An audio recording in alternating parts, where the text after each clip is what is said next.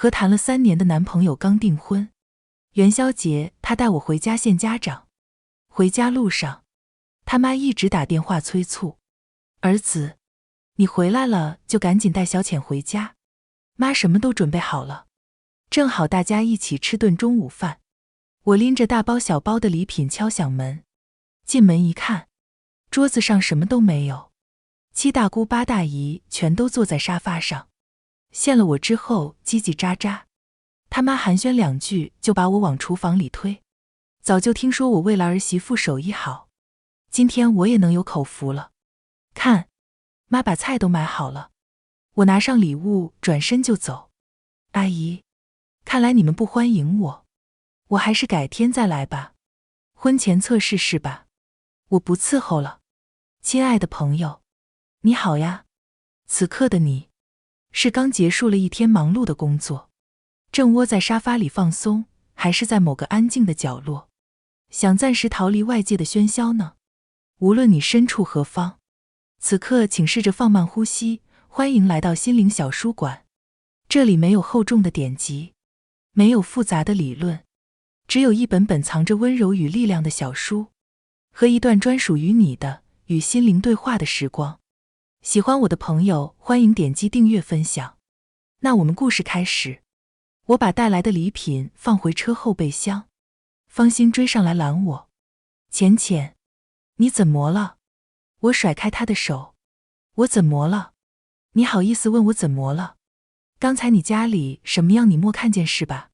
方心尴尬一笑：浅浅，我妈不懂事，你别跟她计较。听了这话我就来火，我跟她计较？我哪儿敢呀？回来路上一直打电话催，说什么都准备好了，就等你们回来了。结果呢？说好的让我见未来婆婆，一进门，你5姨4姑坐满屋子，你妈连问我都不问，直接把我往厨房里带，菜都还没洗，就等着我来了给你们一大家子做饭呢。订婚前她在我面前可不是这样的。你妈到底什么意思？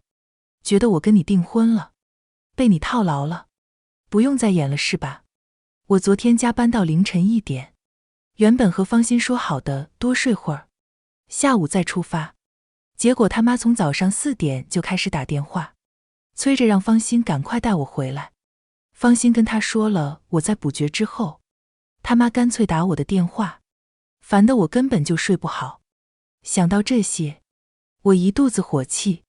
方心也知道这是他妈做的不对，连连道歉：亲爱的，我知道你受委屈了，我刚才就说过他了。你也知道，我爸死得早，我妈一个人把我拉扯大，她人情往来地少，这事儿实在办得不对，她已经知道错了。我扭过头：你别每次都拿这些来说事。方心看了眼我放下的礼品，牵住我的手：浅浅，我知道你人好心善，你看你来看我妈还带了这么多礼物，这件事是她不好，她跟我保证不会再这样了。我们都跟叔叔阿姨说好了，再过一段时间就要商量结婚的事了。今天的事我跟你道歉，快上楼吧，外面多冷，再把你冻坏了我要心疼的。方心哄了我半天，一边劝我一边给我暖手，心里的火慢慢消下去。想到我跟方心从校园恋爱走到订婚不容易，这次是专程带我来见他妈的，我总不能才到他家就这么走了，输人输账，那多难看。方心见我态度软化，凑过来抱我，我就知道我老婆最心疼我了。我冷哼一声推开她：去你的，还没结婚呢，你迟早嫁给我。方心笑着牵我的手，另一只手去拿后备箱里的礼物。我叫住他：等等，伸出手只拿了一件养生套盒就把后备箱盖上。走吧。方心有点懵：浅浅，你这是什么意思啊？这些不都是你精心准备要送给我妈的见面礼吗？对啊，这是我准备的礼物，但我看阿姨刚才那样对我，估计是对我买的东西不满意。我就不拿上去碍他的眼了。方心笑得有些勉强。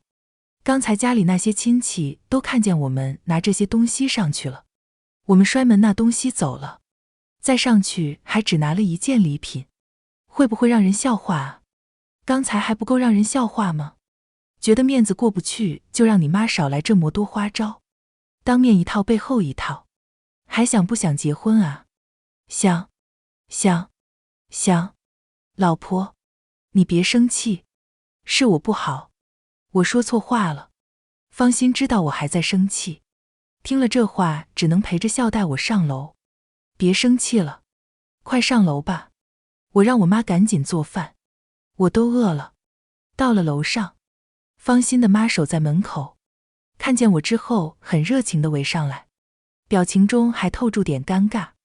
小浅回来了，今天的事是阿姨做的不好，阿姨想着给你们捏饺子，炒几个菜，一大早上就去买菜了，结果可能是起得太早了，回来后头疼的老毛病犯了。我这群老姐妹过来看我，聊起天来就忘了时间，饭也没做成。小新已经说过我了，你就别生气了。方心也跟着搭腔，浅，你看我妈都道歉了。屋里全都是看着方心长大的长辈，她很为难，看着方心哀求的眼神。虽然我知道方心他妈就是故意的，但我还是心软了。算了，方心是方心，他妈是他妈，至少方心听我的话，大不了以后我跟他妈不来往。我笑了一下，装作什么都没发生一样，把礼物递给他。阿姨，瞧你说的，您毕竟是方心的母亲，又是长辈，就算有哪里不周到的地方，我哪能跟您生气呢？我听方心说过，您年纪大了，身体不好，她总说你为了她太操劳，比别人看起来老了好多岁。我听了可心疼了，这是我给您准备的礼物，可以养生防老。方心他妈看到只有一件礼物之后有些失望，被我一通阴阳怪气之后脸色更加难看。他看向方心，可方心只知道傻呵呵的直乐，什么都没听出来。妈，你快拿着呀，浅专程给你买的礼物。身后还坐着一屋子人看热闹。方心他妈脸色一变又变，最后还是笑着把我和方心迎进去了。方心他妈把礼盒放在桌子上，七大姑八大姨开始念叨。这一眨眼，小新也要娶媳妇喽。方儿啊，你可算是熬出头喽。方心他妈叫林芳，说这话的是方心弟大伯娘。听方心说他爸去世后，大伯和大伯娘莫少照应他们，有个稍微年轻的你着眼写我，也说不准呐。这人呐，也是要碰出来的。遇见个支不动的姑奶奶，再和蔼的长辈也不顶事啊。这话里有话。方心凑在我耳边，一直说我表姐，她刚离婚，心情不好，你别生气。我甩开方心，用力拽着我的手，坐在这人旁边。大娘，你这是说谁呢？我初来乍到的人生地不熟，方心家里还有这种亲戚呢？谁哪家的呀？你也说出来让大家伙聊一聊。你叫谁大娘呢？斜眼表姐对着我尖叫。我揉了下耳朵，叫你啊。哦，不好意思，我们是第一次见面，这时候就叫你大娘有点早了，那我就叫你阿姨吧。姨，我们第一次见，但礼数我是知道的，您一个长辈就别跟我计较了。我是方心她表姐，你这姑娘怎么这么不会看人啊？方心连忙上来打圆场，带着给我挨着介绍她的大伯娘、四姑姐。我一个个敷衍笑过去，对我态度好的，我就笑得友好一点；态度差的，我也让她尝尝言语的力量。几个回合下来，方心这群亲戚全都告辞离开。林芳和方心怎么拦都不管用，人都走后，林芳也不敢再让我去做饭，自己进了厨房。方心带我看她的卧室，给我讲她以前的事情。她拿着一张照片给我看，这就是我爸。他路上遇到小孩溺水，见义勇为，结果小孩就上来了，他自己却离开了。你别伤心。方心很少提自己的父亲，见他伤感，我也只能拍拍他的手臂安慰他。我没事的，都这么多年过去了，我早就接受了。只是我妈她还是没从我爸离开的伤害里走出来。浅浅，我知道我妈给你留下的印象不太好，但看在我的面子上，你能不能尽量和她好好相处？毕竟我们就快要结婚了，到时候我们都是一家人，算我求求你了。我看着他手里的照片，想着他妈一个人把他拉扯大确实也不容易。方心从小和他妈相依为命，他希望我和他妈友好相处也能理解。更何况我对他亲戚的时候，他的态度我还算满意。行吧，只要你妈不再故意为难我，我也绝对和和气气的。那太好了，你放心吧，等结了婚，你就是我媳妇，我妈绝对不会为难你的。方心乐呵呵地笑了，我却没笑。订婚后第一次见面，方心他妈就给我这么一个下马威，以后估计也不太平。等到吃饭的时候，我看着餐桌上的菜，心里一动，果然该来的还是来了。林芳炒了一桌子菜，满满当当摆了一桌子，但每道菜里都放了洋葱。方心原本还在说他妈做饭特别好吃，让我多吃2口，看见这一桌子菜后，立刻就皱起眉头。妈，你怎么炒菜放洋葱啊？我不是早就跟你说了，浅浅不吃洋葱吗？啊，你说过吗？方心着急。我当然说过了，我回来路上不是还跟你千叮咛万嘱咐，说浅浅不喜欢吃洋葱，让你记得别做带洋葱的菜，你当时还答应的好好的。林芳一拍脑袋，瞧我这记性，我想起来了，你确实说过，但妈到菜市场之后又给忘了。我看今天洋葱挺新鲜的，我就多买了点。方心不信，你买就买，你为什么每道菜都加洋葱啊？家里有谁特别喜欢吃洋葱吗？方心不说话了，从厨房端出一盘饺子出来放在我面前。小浅，对不住啊，阿姨记性不好，连你不能吃洋葱的事都忘了，这些菜都白炒了。不过没关系，阿姨还包了饺子，你先吃饺子凑合一下。方心也说让我别生气，还说我从早上折腾到现在，半天没吃东西了，让我吃2个饺子让我垫一下肚子。他马上给我点外卖，我用筷子谨慎地把饺子从中间分开，在林芳期待的目光中夹起一个饺子，夹到嘴边后又放下筷子。怎么不吃啊？是不是不喜欢阿姨做的饭啊？林芳看我放下筷子，连忙问。是啊。林芳没想到我这么直接，愣住一下后才擦了擦前疤的眼角。儿子，是妈没用，妈年纪大了，做饭做不到你们心意上去。我打断他，阿姨，您别急着哭，这饺子是猪肉洋葱的吧？我对洋葱过敏，不能吃。怎么会呢？小浅啊，你别听那些医生的，医生说那些什么过敏全都是假的，骗你们买药的。你看小新从小什么都不挑食，给什么他就吃什么，还不是一点事情都没有。他把饺子朝我这个方向推了推，你尝尝，阿姨把洋葱剁得特别细，吃不出来的。我没动。方心听得不耐烦了，他开车开了半天，饿着肚子回家还要在他妈和我之间调解，夹在中间里外不是人。方心把盘子一推，妈，你到底想干什么啊？你大早上4点就给我们打电话让我们回来，等我们赶回来了又非做一桌子菜膈应人。你别说你不知道，以前怎么不见你有多喜欢吃洋葱，怎么偏偏挑今天做一桌洋葱菜？我真是不明白你在想什么。方心发完火，林芳眼眶立刻就红了。我这都是为了谁啊？早早的丈夫就死了，拼死拼活一个人把儿子拉扯大，现在有了媳妇就不要娘了。妈，你别每次一有事就提我爸。眼看林芳拿出苦肉计，我就知道芳心拿他妈没办法。我劝住他，算了，别说了，你妈也不容易。林芳顺杆子就往下爬。就是，你看小浅这姑娘多善解人意，人家一个外人都知道心疼你妈，哪像你，生个儿子专挑你妈的毛病。我敷衍的点头，跟着一起数落芳心。对啊，亲爱的，你也不用生气，我刚刚都点好外卖了，半小时后就送过来了。林芳脸上的笑僵住了。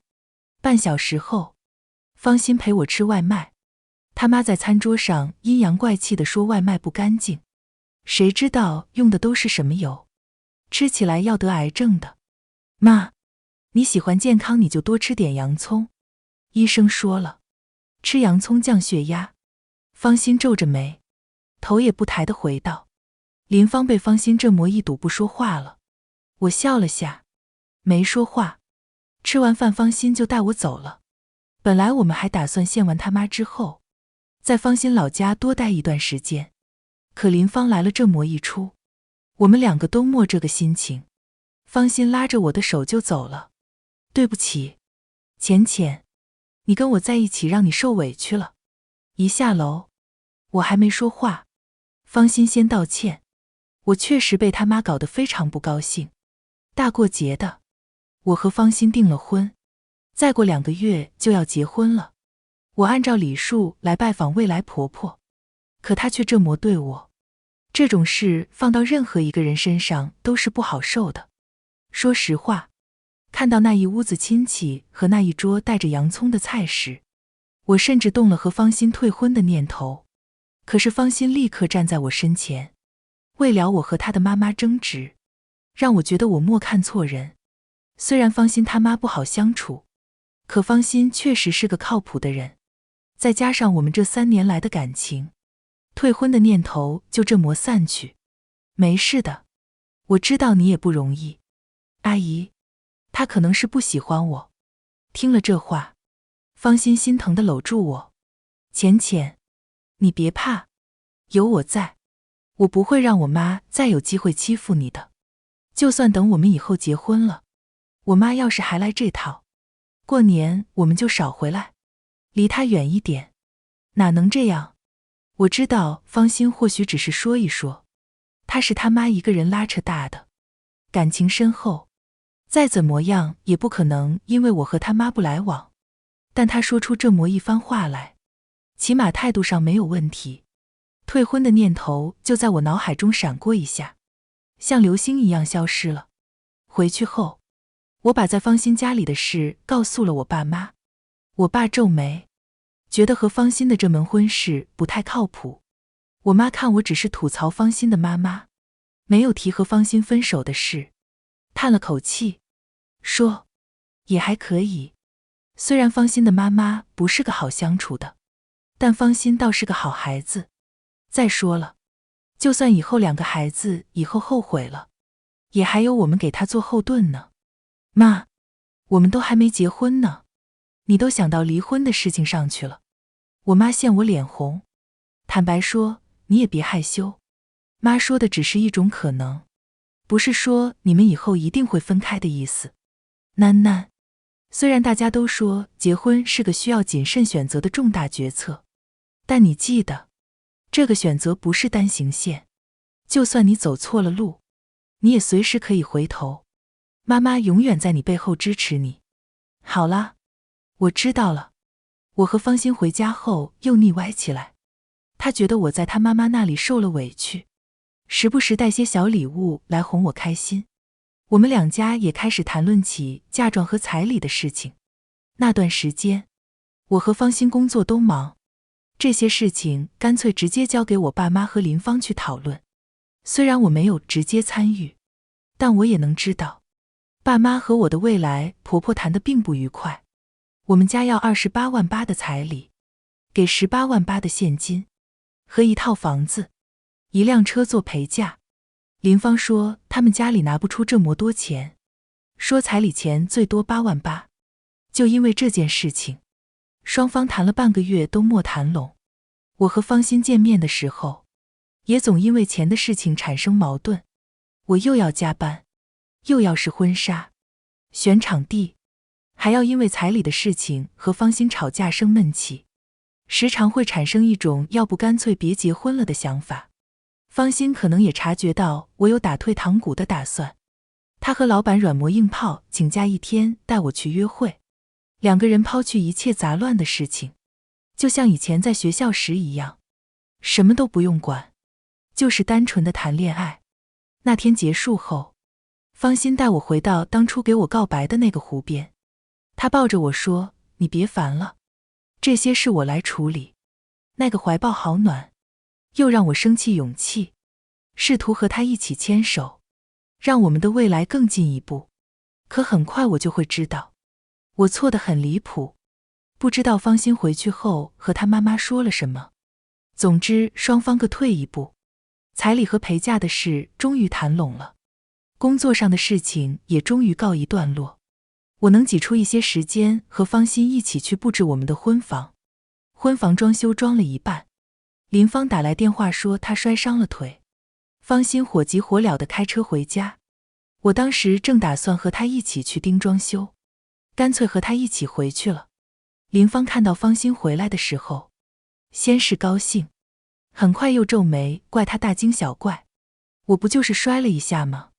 其实也没多严重。你最近不是工作挺多的吗？赶紧回去吧，别因为这点事耽误你工作。看到我跟在方心后面，她直接伸手指向我。那个谁，小浅不是也来了吗？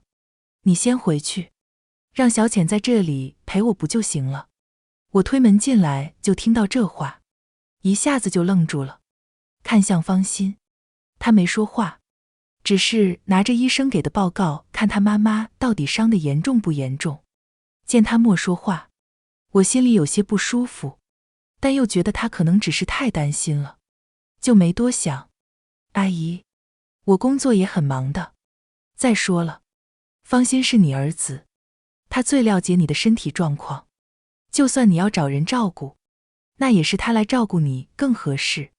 林芳急得坐起来，那怎么行？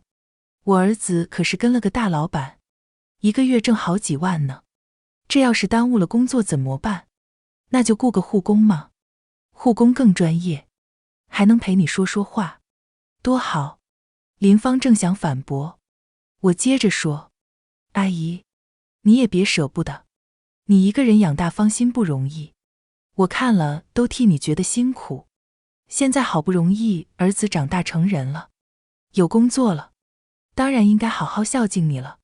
你也别替他省钱，他挣钱不就是该给你花的吗？你身体健康、长命百岁才是对他来说最重要的。我拍拍他的手，十分善解人意。隔壁病床的阿姨听了羡慕地说，这是你儿子的女朋友吧？真是个好姑娘。妹子，你可真有福气。林芳被我堵得没话说，只能2眼干愣愣地瞪着我。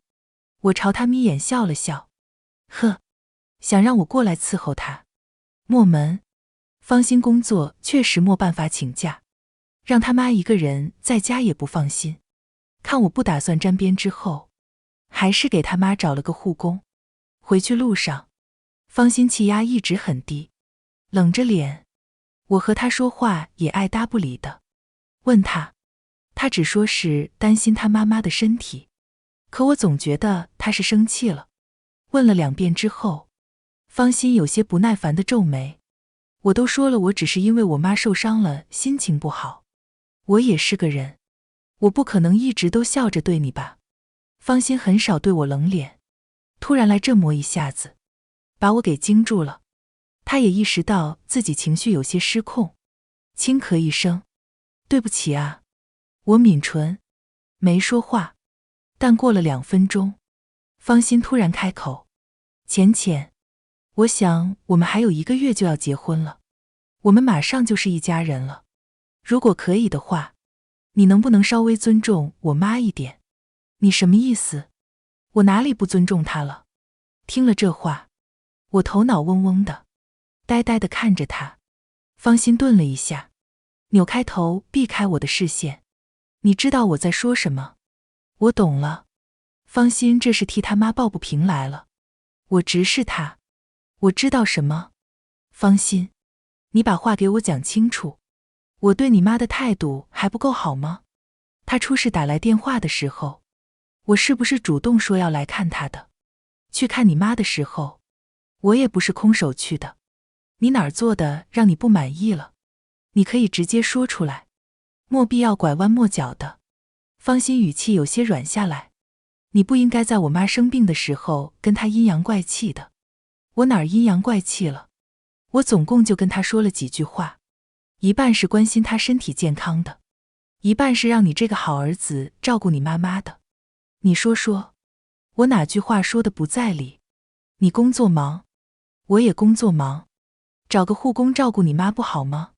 到底是那句话刺伤你妈了，让你觉得我阴阳怪气，要在回去的路上跟我算后账了。方心说不过我，他在我面前从来是温和的，不强势的。今天这一番已经是很少见的事情了。车里一片寂静。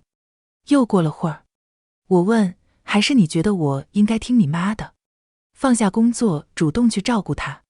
我死死盯着他。方心有些狼狈地躲避我的视线。只要他敢说是，我就立刻跟他分手。我没有这个意思，你最好没有。之前你跟我保证过的，我和你妈最多井水不犯河水。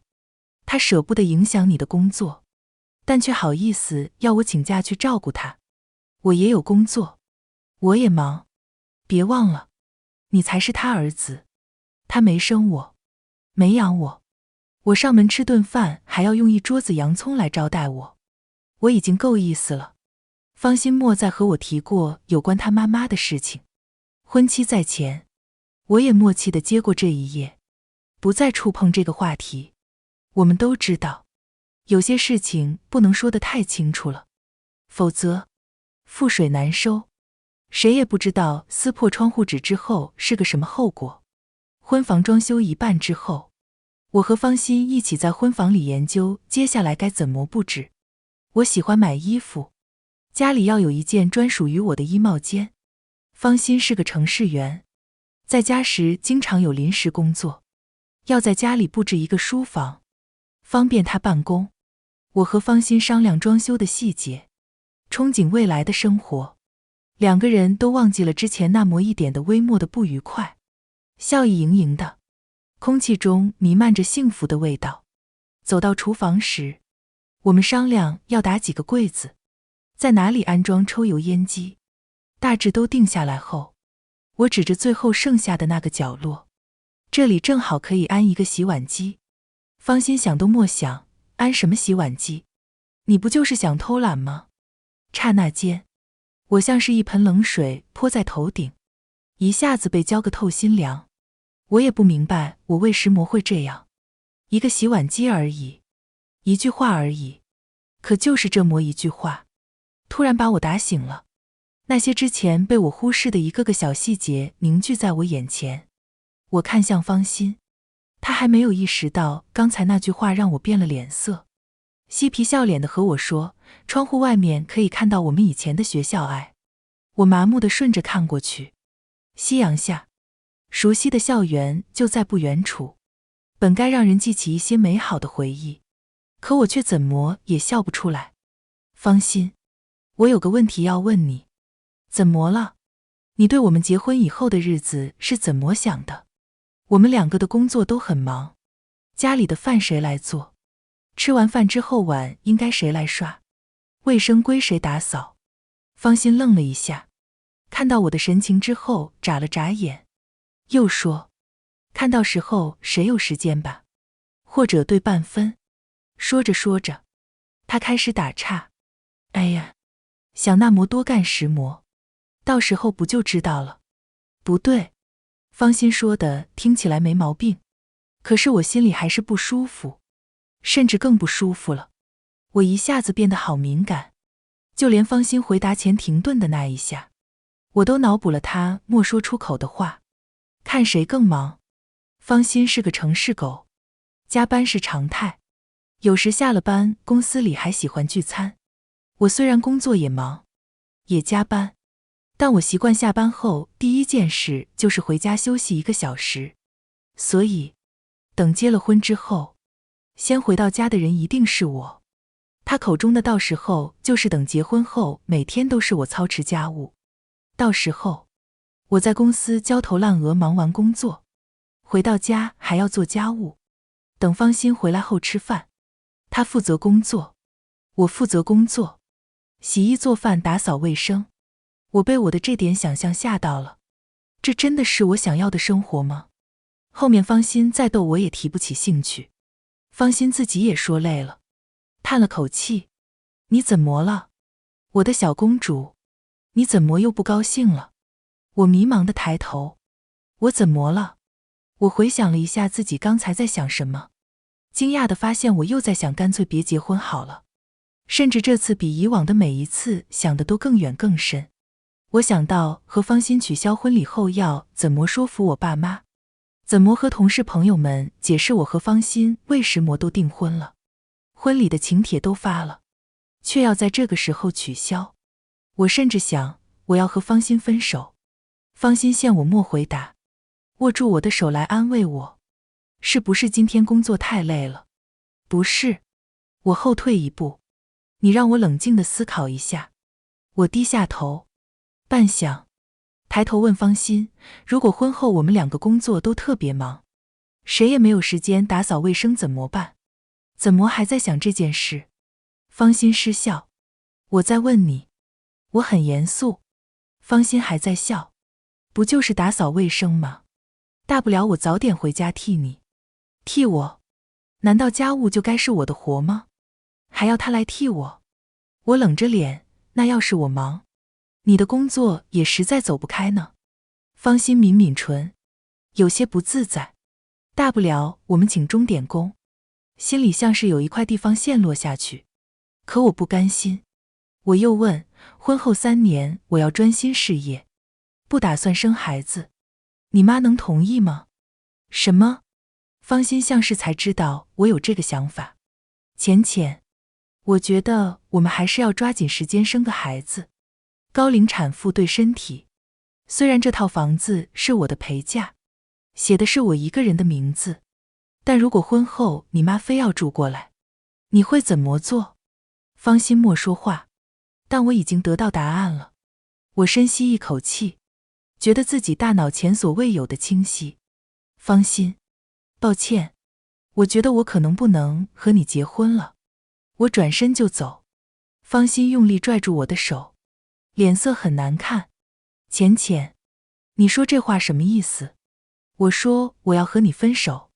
方心伸手过来拉我，不就是个洗碗机吗？你不想刷碗，我们就买一个。我们都要结婚了，你至于因为这么一点小事跟我闹分手吗？方心皱眉，看我的眼神像是在看不懂事的孩子。我叹了口气，洗碗机只是一个缩影。方心，我不想结婚之后只能在家里洗衣做饭生孩子。我一想到我以后会变成那样，我就觉得窒息。可谁家里不这样？男主外，女主内，不就是让你打扫个卫生？这有什么的？结了婚不就应该为家里做奉献吗？等结了婚了当妈了，你不会还想让我一直哄着你吧？方心说出了自己的心里话。我瞪大眼睛反驳他，我家里不这样。方心，你凭什么觉得结婚后家务活就应该归我？我和你一样的学历，我同样有工作，挣的也不比你少。论养家挣钱，我不比你差，凭什么家务活就该归我？还有，那次你妈摔伤让我照顾她那一次，我很失望。你明知道我那段时间有多忙，我有一个晋升的机会，那段时间的工作表现至关重要。可是你妈让我放下工作去照顾她的时候，你一句话都莫说。其实你心里也觉得我应该让步，主动放下工作去伺候你妈。回去路上你对我甩脸子，不就是因为我拒绝了？你不高兴吗？方心脸色铁青。你说够了吧？平时哪次有事不是我让步，我来哄你？我还因为你让我妈下不来台，就这么1-2次事莫让你如意，你就要跟我翻旧账，斤斤计较是吧？少在这儿破我！你多伟大啊！你为我让步什么了？从谈恋爱到现在，每次约会都是 AA， 我不占你便宜。上次去你家，你为我说话，那是你该做的。不管那时候跟你谈婚论嫁的人是谁，你都应该维护他。错的是你妈，又不是我，少往我头上扣锅。方心冷笑一声，说了这么多，你就是要找茬跟我分手呗？你说实话，是不是外面有人了？方心，你说什么？我没想到他能说出这种话。装什么啊？你不就是喜欢我舔着你吗？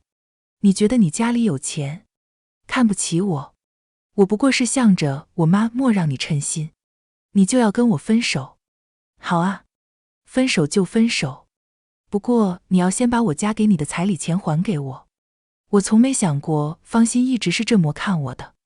把卡扔到他脸上，给你就给你，现在滚出我的家。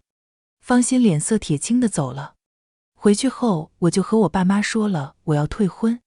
出乎意料，我爸妈一点不反对，我爸甚至说这是个好消息。见我惊讶，我妈解释道：囡囡，从一开始我就知道你们2个不合适。方心这个小伙子虽然平时看起来很迁就你，但婚姻和谈恋爱不一样，那是2个家庭之间的磨合，他们家那个情况你肯定是适应不了的。而且方心我也见过，自尊心重，你个性要强，绝不吃亏，又被我和你爸宠惯了，你们2个迟早要吵架。你向来不撞南墙不回头，不让你自己想明白，我们就算反对也没用。现在分了也好，结婚前分手，总比婚后闹离婚要好。方心后来带着卡来给我道歉，说那天是他情绪上头，说了不该说的话。他觉得我这次闹分手和以前一样，就是撒小脾气，哄哄就能回心转意。但这次不一样，我把卡放回到方心手里。算了，方心，结婚和谈恋爱不一样，做男女朋友，我们可以无忧无虑的在一起。可是婚姻不一样，我们不合适。他又来找了我几次，堵在我公司门口接我下班。我烦不胜烦，把方心约在公司附近的咖啡馆，和他彻底说分手。又当着他的面把他拉入黑名单之后，方心莫再来找我。我以为事情就要这么结束的时候，方心的妈妈出现了。我正在工作，林芳冲进来：赵文浅呢？赵文浅在哪儿？我一脸猛地站起身：阿姨，你怎么来了？往后一看，方心也在。看到我后，林芳大声叫喊：大家快来看看，就是这个赵文浅，和我儿子谈恋爱3年，吃我儿子的，花我儿子的，说好的要结婚，我们家连彩礼都给他了，他又反悔了。我呸，你想得到美，把我儿子花在你身上的钱还给我。上午10点，正是公司最忙的时候，同事们都在。林芳嗓门大，叫喊起来，全办公室都听得一清二楚。我一下子从脖子红到耳朵，公司里所有人都看过来，和我关系好的同事偷偷问我用不用帮忙。没事的，我僵着脸笑，按压住心底的火气，走出去死死拉住方心和他妈妈。这是公司，你们要闹去别的地方闹。公司怎么了？我就是要让你老板看看，像你这种不要脸的女人怎么还能在外面抛头露面。我瞪着方心：是你让你妈来的？方心躲避我的视线：浅浅，我真的不想和你分手。不想和我分手？你不想分手就带着你妈来我公司里胡闹。他妈妈指着我：是我要带着我儿子来的，怎么了？我告诉你，你要退婚我不同意。这是我和方心的事，用不着你同意。我是方心的妈，也是你婆婆。你个没教养的，敢这么跟我说话！我熬夜加班2、3天，怨气比邪剑仙都重。你有教养？你有个屁教养！你儿子带着我去你家的时候，你什么嘴脸你忘了？大早上4点就打电话催，买好菜洗都不洗，就等着我上门给你做饭，脸都不要了。你明知道我对洋葱过敏，硬是凑了一桌子洋葱菜，把你给能的。上次你自己摔断了腿，舍不得耽误你儿子工作，好意思让我请假去照顾你。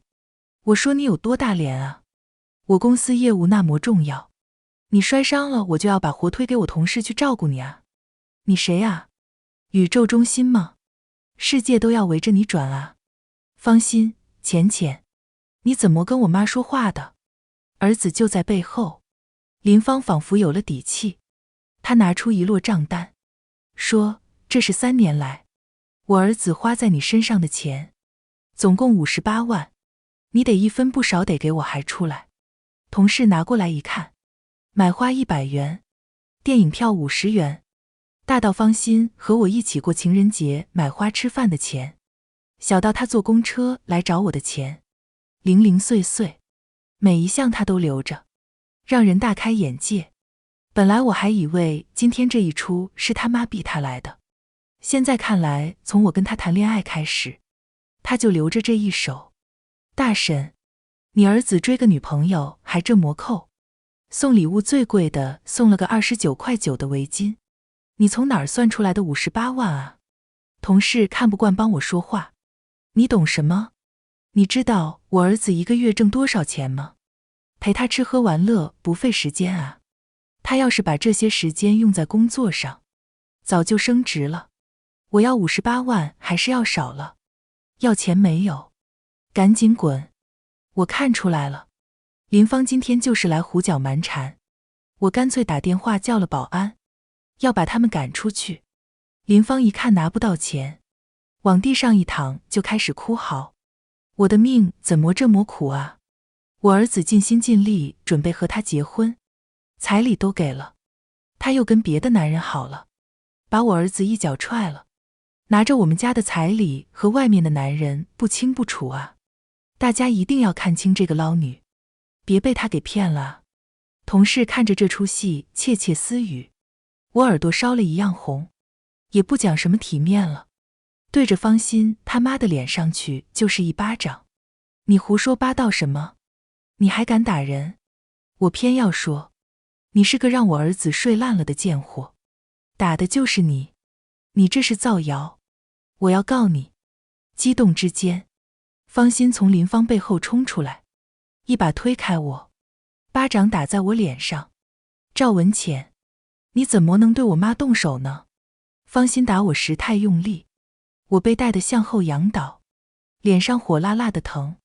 摔倒前，同事从背后扶住我，你们怎么回事啊？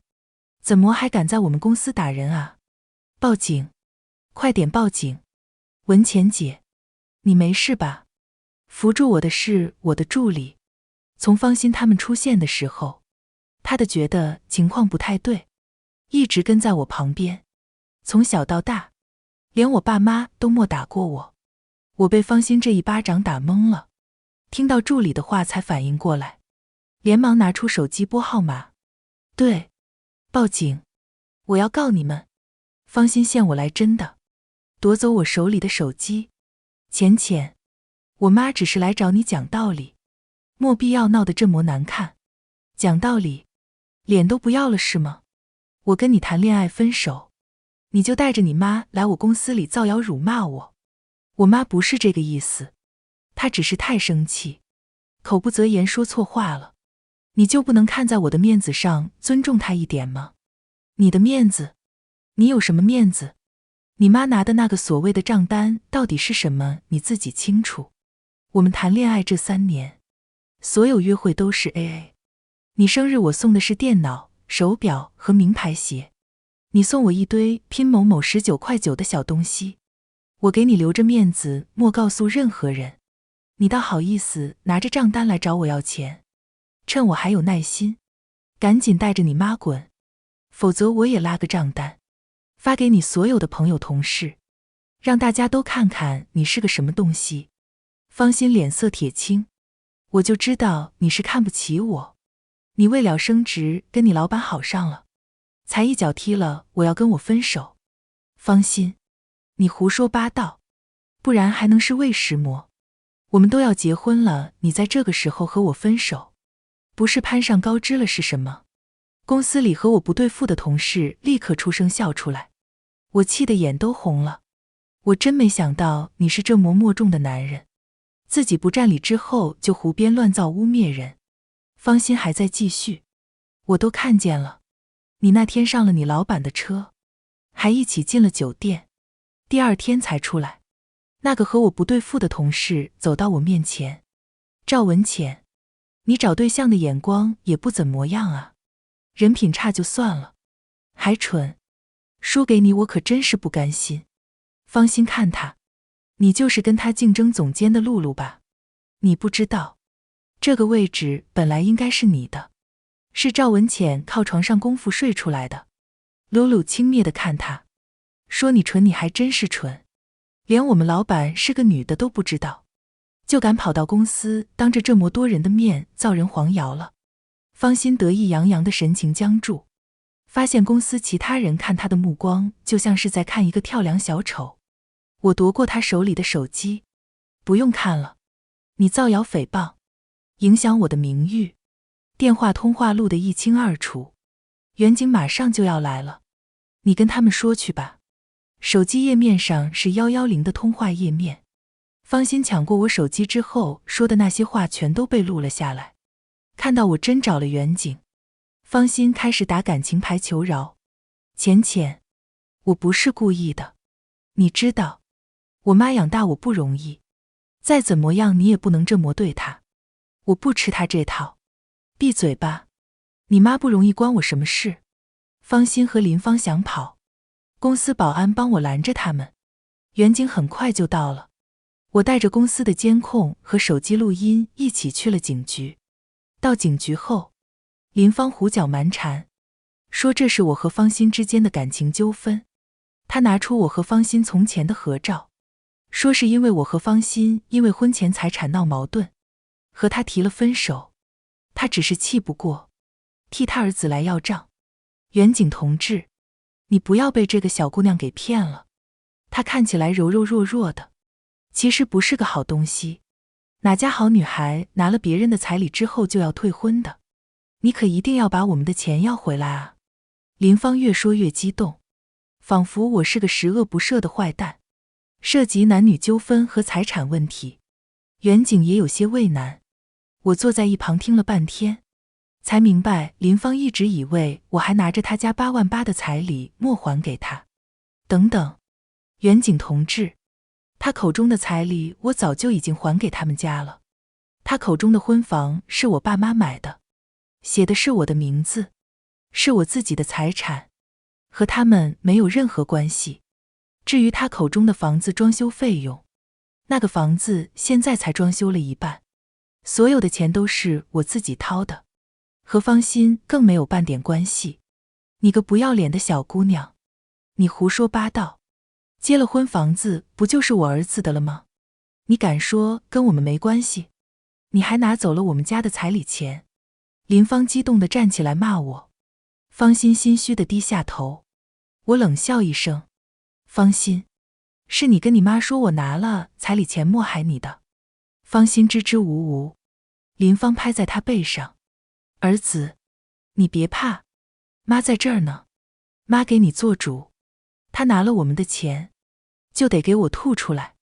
方心抬起头来看着我，眼神闪烁，对，她拿了我结婚的钱，和我提了分手后却没有还给我。你确定？我没还给你，那张卡在我和你提分手的那一天就已经还给你了。方心咬紧牙关，没有，你就是偷了我家的钱。我苦笑着点头。新家没按监控，当时只有我们2个人在场，没有任何人知道我把卡还给他了。方心吃定了这点，才敢当着远景的面污蔑我。可是他好像忘了，后来他找我求和，还曾经拿出那张卡，只是又被我拒绝了。方心见我这样，以为我是没办法了，更加笃定地对远景保证，以我拿了他的钱为由替他和林芳今天的行为开罪。远景同志，我和我妈都是老实本分的人，只是被他逼得没办法了才口不择言，那些话都不是出自本心，也没对他造成什么损失，您看要不就算了吧。林芳一听不同意，怎么能算了？他拿了我们的钱，怎么也要还给我们？不，应该加倍的还给我们。他家不是有个房子吗？正好拿那个房子抵债，还没定罪，就已经想好要我怎么赔偿了。我静静看着他们演戏，等林芳做完美梦之后说：远景同志，方心撒谎，我早就把彩礼钱还给他们了，我有证据。方心和我谈话的那家咖啡店就在公司楼下，我和同事经常去，和老板娘也很熟。我拿出咖啡店里的监控，可以很清楚地看到最后那张卡是被方心带走了。远景也都看明白是怎么一回事了，对方心进行罚款，并警告他们如果再有下次，会进行拘留处理。林芳在警局门口叫嚣：小贱蹄子，你别得意，你等着，今天只是个开始，你看我怎么收拾你。还想升职？你想得美。回家的路上，我越想越晦气，方心和林芳肯定不会善罢甘休，反正今天已经撕破脸了，与其等着林芳再找我麻烦，不如主动出击。想到这里，我打电话给我爸和我的那些堂哥、表哥们，不就是闹吗？谁不会啊？第二天，我带着一帮人去了方心公司。方心看到我后还以为我是来求和的。浅浅，你终于想通了。我伸手一巴掌打在他脸上，拿出喇叭。方心，你个不要脸的垃圾，分手后求和不成，居然还跟你妈跑去我公司造我黄谣。谈恋爱几年，你送我最贵的礼物是29包邮的围巾，居然敢让我赔你58万的恋爱损失费，没用的男人。表哥把手里一箱东西倒在地上，零零散散掉了一地，9块9的假花，29的围巾，约会 AA 的电影票。他名单上所有能找到的东西我都找了出来。堂哥把方心和他妈在我公司撒泼的视频发到他们公司的大群里，方心的同事都站起来看热闹，冲着他指指点点。方心面红耳赤：赵文浅，你到底想干什么？干什么？学你一样把所有的东西都掰扯清楚啊！认识这么多年了，你不会以为我是什么好欺负的人吧？你送我的所有东西都在这儿了，你点点清楚，没少的话，就把我送你的还给我。我也拿出一份账单，送给他的平板、名牌鞋，按照你的演算法，包括我这几年来因为和你谈恋爱工作受到的损失，总共78万。拿好了。方心把账单一扔就要打我，二堂哥攥住他的手臂一用力，方心就像软趴菜一样捂着胳膊哀嚎：干什么？想动手？二堂哥是健身教练，身材高大，肌肉健硕，像一堵墙一样站在我身前。方心整天坐在电脑桌前，也不运动，在二堂哥面前弱得跟赶马杆似的。看着方心狼狈的样子，我找旁边看戏的路人借了他的手机，把方心和他妈在我公司和警局的视频发到他们公司的聊天群里，又附上一份他所谓的恋爱账单。我去，方心谈个恋爱这么小气，情人节好意思送女朋友3块9的破烂当礼物，知人知面不知心啊！平时看着斯文体面的，没想到背地里连女朋友的房子都惦记着。周围八卦的声音一点点传来，方心急得想打我，被二堂哥一胳膊抡回地上。方心，你不是要跟我说清楚吗？那就让大家都好好看看，了解了解情况，看看我们两个到底是谁欠谁的。方心拿我没办法，只能看着我风风火火的来，留下一地破烂之后扬长而去。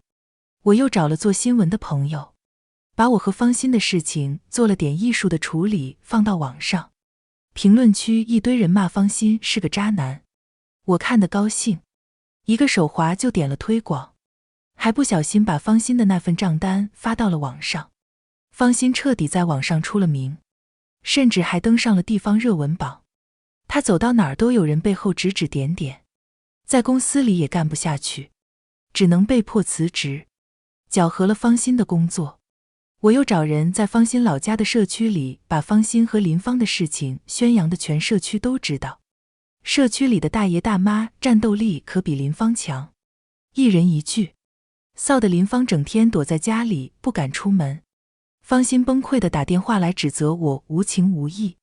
赵文倩，你太过分了，我还不是因为爱你，想要挽回你，迫不得已才去你公司的吗？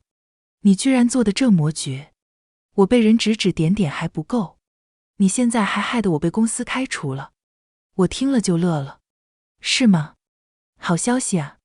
方心，少装了，你跟你妈去我公司里找事的时候，难道不知道会影响我的工作吗？现在这一切都是你咎由自取，我劝你不要想着再来找我麻烦，你现在可是个大名人，我可不介意让网友多吃点瓜。方心灰溜溜回了老家，听说他妈在他老家也给他介绍了几个女孩子，但对方一打听到方心和林芳曾经的丰功伟绩就离开了。再见到方心已经是1年后，他在老家工作不顺利，也谈不到女朋友，居然又想起要和我复合。文倩，以前是我错了，我对不起你，现在事情都已经过去了，我妈也知道错了，我保证，我以后觉得把你当成小公主一样捧在手心里。我们，等等，我打断他，谁给你的自信又跑到我面前的？当初我们分手闹得那么难看，你不会以为我还会看上你吧？方心不信，你的初恋就是我，我们在一起那么多年，你不喜欢我还能喜欢谁？莫名其妙，之前怎么没发现方心这么普信？3条腿的蛤蟆不少找，2条腿的男人不是遍地都是吗？你以为你是什么香饽饽吗？那我们在一起的那些美好时光到底算什么？算我眼瞎，我管你过得怎么样，别再来烦我。我转身离开，露露对我挤眉弄眼，哟，美好时光，美好时光，我旋玻璃海苔呢？我和露露依然是竞争对手，平时他就莫少拿方心的事来挤兑我，这次偏偏让他给碰见了，切，都怪方心，又让他看笑话。我生气地追上他，别笑了，回去赶方案吧，这次技不如人你可别哭啊。今天的心灵小书馆到这里就要和大家说再见了，记得把这份温暖也分享给身边需要的人。喜欢我的朋友欢迎点击订阅分享，让更多人能在文字里找到慰藉。下一期心灵小书馆，我们会带着新的温暖文字与你相遇，不见不散呀，亲爱的朋友。